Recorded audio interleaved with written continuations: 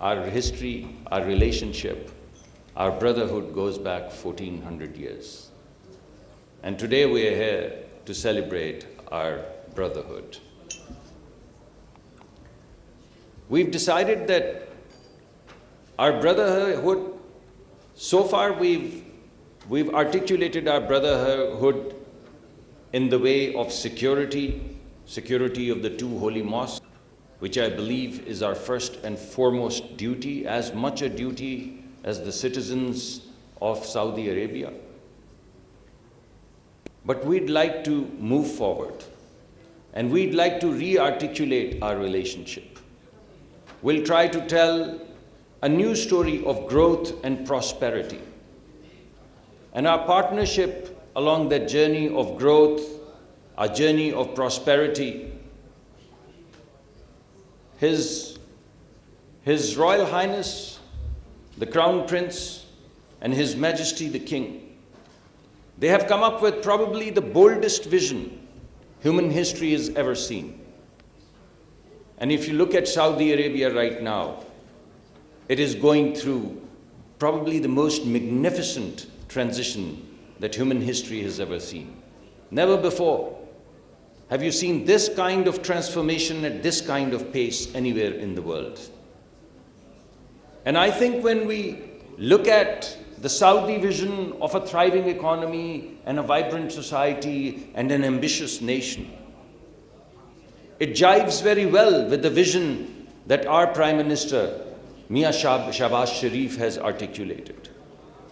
While Saudi Arabia would like to grow and diversify and indigenize and get into the areas, downstream areas of energy-intensive sectors, we are committed to creating stability, especially the external sector, especially build up an infrastructure which is export-based. We're committed to diversifying our economy, and we have a great talent, the human talent. 240 million people with a huge youth bulge, hundreds of thousands of colleges and universities all over, churning out talented young men and women who have great ideas in their mind. And our transition dovetails into the kind of transition that Saudi Arabia would like to make. Saudi Arabia is looking at itself in terms of a very vibrant society, a whole new culture grounded in Islamic values. We share the same values. We absolutely share the same values. And we'd also like to articulate our society as a tolerant, peaceful society, grounded in the family values, in our traditions, in the Islamic values. And while Saudi Arabia has already made, I would say, 2/4 or 3/4 of the transition towards creating a world-class, not only a suite of cities, but also a world-class government, Pakistan has also embarked on the journey of digitization, of complete transparency. So I think our visions come together. And if our visions are going to come together, we need to have a joint strategy. And ladies and gentlemen, particularly our private sector, I would like to tell you that the central pivot of this transition, the central pivot, much more and much larger than the governments working together, is our private sector working together with the Saudi private sector. This transformation, this vision, is going to be led by the private sector. Our role is to support our private sector. Our role is exactly to do what we're doing today. Have our friends, our business leaders meet the Saudi business leaders, put them together, and let them figure out what the future of both countries is going to be. We have articulated our strategy, our journey, along 4 vectors. First of all, our starting point is, let's leverage what we already have.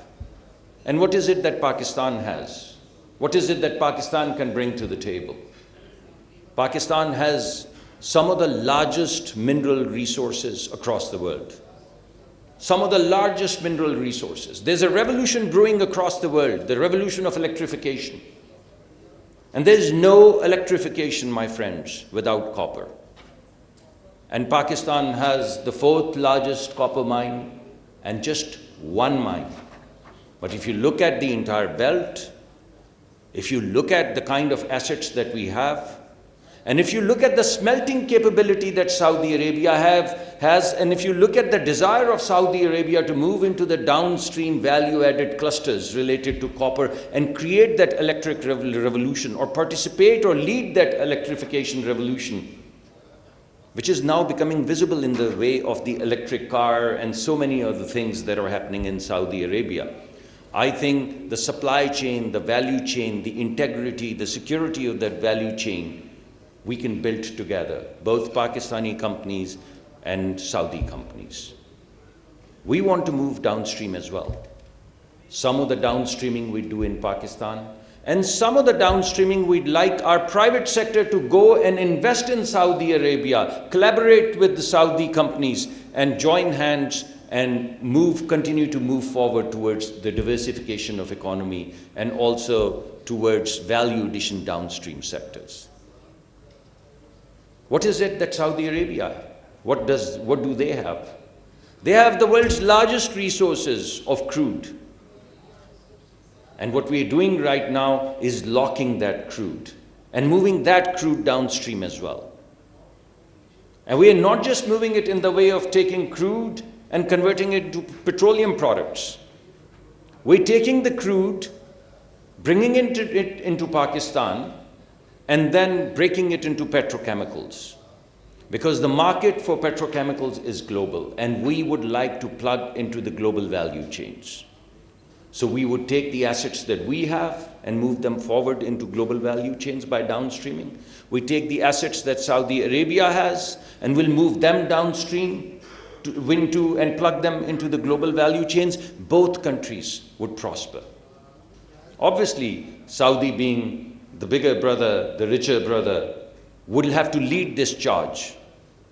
But we would like to be collaborators and partners in this journey of grand transition.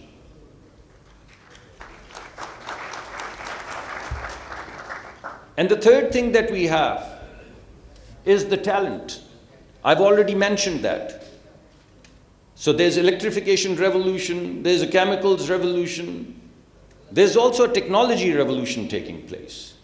Whether it be machine learning, whether it be artificial intelligence, whether it be platforms, whether it be applications.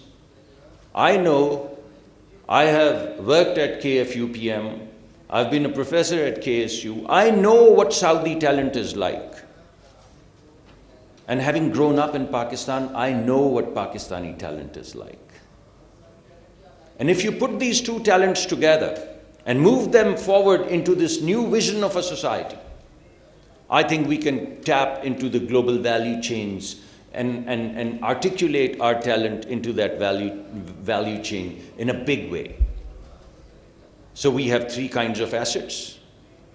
We have minerals, we have crude, we have people, we have talent, we have scholarship. We put our hands together and we have a big play. And ladies and gentlemen, what is it that we need to do all of this? I've told you that we have the largest copper mines across the world. But what we're also inviting both the private sector and the public sector is to build the infrastructure for that. Build the road infrastructure, build the train infrastructure, build the port infrastructure, particularly at Gawada, which is the closest journey from all the assets that we have to, like a corridor to the rest of the world. So we are not only leveraging our assets, we are also building the infrastructure. And we are inviting both the private sectors of Pakistan and the private sector of Saudi Arabia to come and participate towards building that infrastructure, which is pivotal in the way of unleashing the assets and the wealth that Pakistan and Saudi Arabia jointly have. So far, my friends, we are exporting our food products. And we already have programs together, and today the largest entourage is in agriculture and food security. About 35% of Pakistani food products, they get perishable food products, they get wasted. They get wasted on trees, they roll on the streets.